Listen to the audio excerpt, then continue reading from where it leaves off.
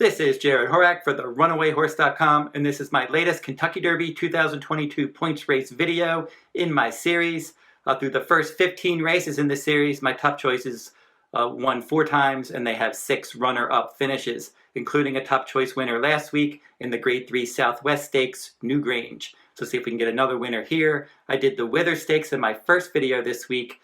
I'm going to cover the Holy Bull Stakes in this video.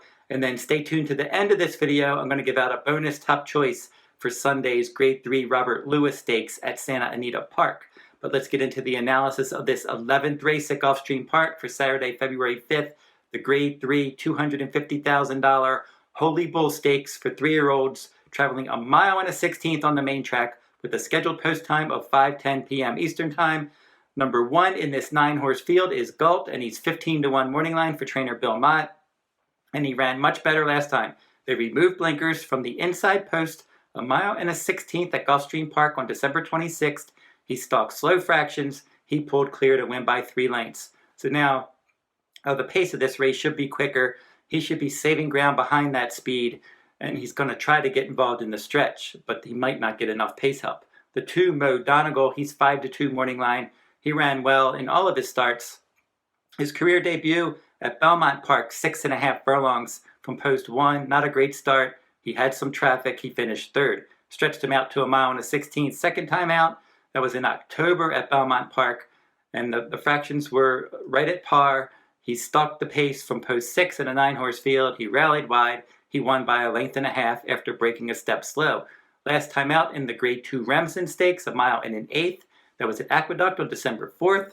The pace was very slow, 51-116 and change from the inside post. He stuck that pace. He hooked up with Zandon. They battled the length of the stretch, and Donegal was able to win by a nose that day. And then Zandon was almost 10 lengths clear of the show finisher. So that was a good effort from the top 2. And now we're going to see how good he is. He's going to have to try to rally from off the pace in here. And he is a solid contender, and Pletcher usually has his horses ready to roll off a layoff. Eloquist is the 3, and he looks overmatched in here. He broke his maiden in his 3rd career start at Parks. Then his last 2 starts, he didn't do much, including 5th, beating 14 lengths in the Remsen Stakes. The 4 Simplification is the one to catch. He ran some outstanding races, including his 16-length maiden win against Florida Bred Company at 6 furlongs at Aqueduct last fall. And then last time out in the Mucho Macho Man Stakes, a 1-turn mile at Gulfstream Park on January 1st. He controlled the pace, and he won by 4 lengths. Strike Hard was 2nd, and he was more than 7 lengths clear of the show finisher. So Simplification's going to get out there, and he's going to try to wire the field. His strategy seems pretty simple. Go out there, try to go as far as you can, and try to have as much left in the stretch as he possibly can as well. Cajun's Magic is the 5, and he's 8-1. And this one is a Florida bred with 5 starts, 2 wins in 3 seconds. This is his first start in more than 4 months. His last 3 starts against Florida Bred Stakes Company. He had a win at 6 furlongs, a runner-up finish at 7 furlongs, and then another runner-up finish at 1 mile and a 16th when he was last seen on September 25th. So he's going to get a class test in here as he's facing open company. Number 6, Tis the Bomb. He's going to get a test for surface because we know he has the class. He was 2nd in the Breeders' Cup Juvenile Turf. He won back-to-back turf stakes races, including the Grade 2 Bourbon at Keeneland last fall. And then he began his career on dirt, where he finished 7th at 5 furlongs. And then second time out, it was a 1-mile race at Ellis Park, a race originally scheduled for the turf, moved to the main track. It was a fast track. He got out there from the inside post. He set the pace. He kept on going. He's been rallying from off the pace in his turf races, so I would expect that that's the kind of style he's going to show here. And I think they're taking a shot to see if he could be a Derby horse. It's worth a shot. If he doesn't do well, they can always move him back to the turf course. The 7, Spin Wheel, he came from nowhere in his maiden win last time out at 1 mile and an 1/8 at Churchill Downs. He was from post 11. At the halfway point, he was 11 lengths back. He was last in that 12-horse field, and he really put on a nice run in the stretch to finish first by a nose. But I don't think he's going to get nearly as much pace help in here, and it's a shorter distance. It's his first start against winners and first start in Florida. The 8, White Abarrio, he ran well in all 3 starts. He won easily in his career debut at 6.5 furlongs at Gulfstream Park in September stalking the pace from the inside post and then winning by almost 7 lengths. Second time out, an optional claiming race, a 1-turn mile at Gulfstream.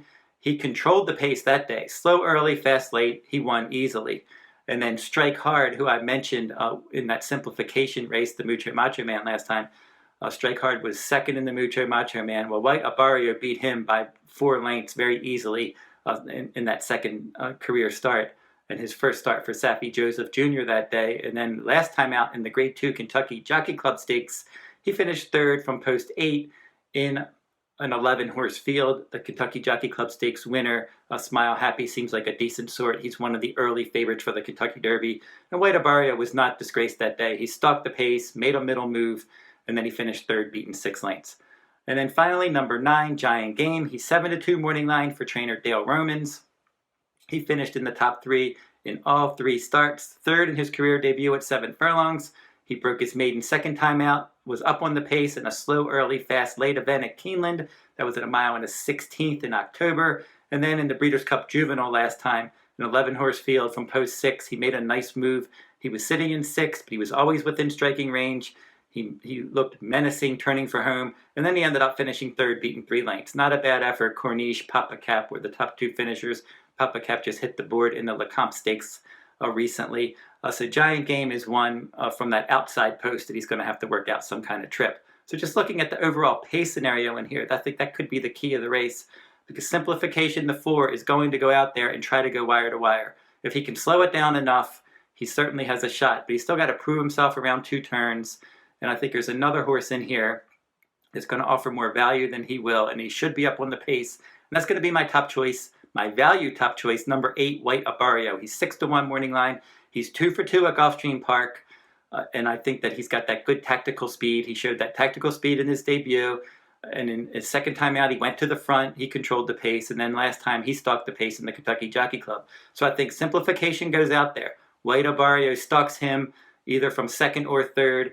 He's just waiting for that one to tire, and maybe he can get a jump on the, and if he does tire, maybe he can get a jump on the closers and get the job done as my value top choice, number 8, White Abarrio in the Holy Bull Stakes. My second choice is Mo Donegal. My third choice is Giant Game. And then Simplification, the wire-to-wire threat, is my 4th choice. So don't forget to like, subscribe, and comment if you like this content. And now I'm going to do, as I said, analysis of the Robert Lewis Stakes. It's for Sunday, February 6th, the Grade 3 Robert Lewis Stakes at Santa Anita Park. 7 p.m. Eastern Time is the post. And this will be race 8. And in this 5-horse field, we only have a 5-horse field here. Messier is number 1 for Baffert. He was runner-up in the Los Al Futurity as my top choice last time out. Sir London is one of the horses on my Kentucky Derby list, along with Messier. And if you're interested in checking out my Kentucky Derby blogs, which includes points race recaps, updated point standings, and my exceptional 11 contenders, you can find those blogs at theRunawayHorse.com on my Kentucky Derby 2022 page. But Messier and Sir London are part of my list. The number 3 in this race is Cabo Spirit. Wharton for trainer Bob Baffert is the 4. And then Happy Jack, a sharp maiden winner for Doug O'Neill last time out. I think that Messier is the one to beat. He's going to be my top choice in here. I'm going to give him one more chance around 2 turns. He was exceptional earlier on around 1 turn. And then when they were able to stretch him out, and he ran in that stakes race last time out in that Los Al Futurity, he wouldn't settle enough. I think that was just the key. He just wouldn't quite settle enough, and they finally got him to settle, and then he had the lead, and then he just couldn't quite get the job done. But I think if he can settle a bit better in this race, he can certainly win it. He looked good in the Bob Hope Stakes. He looked good breaking his maiden in his second career start. So he hasn't done anything wrong in 4 starts, and I think from that inside post, with John Velasquez aboard, a very dangerous jockey trainer team. I mentioned that in my video last week when Newgrange was ridden by John Velasquez. I said that Baffert and Velasquez were 12 for their last 20. So anytime they team up, very strong combination.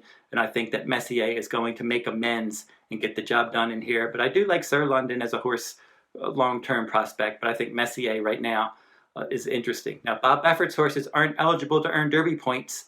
But remember, Messier is an Ontario bred, so he is actually going to be eligible to run in the Queen's Plate, and we'll see if they end up going in that direction with him. But Messier will be my top choice in the Robert Lewis Stakes for Sunday, February 6th. And that will wrap up this video. And I'm going to be back and I'm going to look at the Forward Gal Stakes and the Last Virginess on the road to the Kentucky Oaks for my next video. Until then, good luck at the races.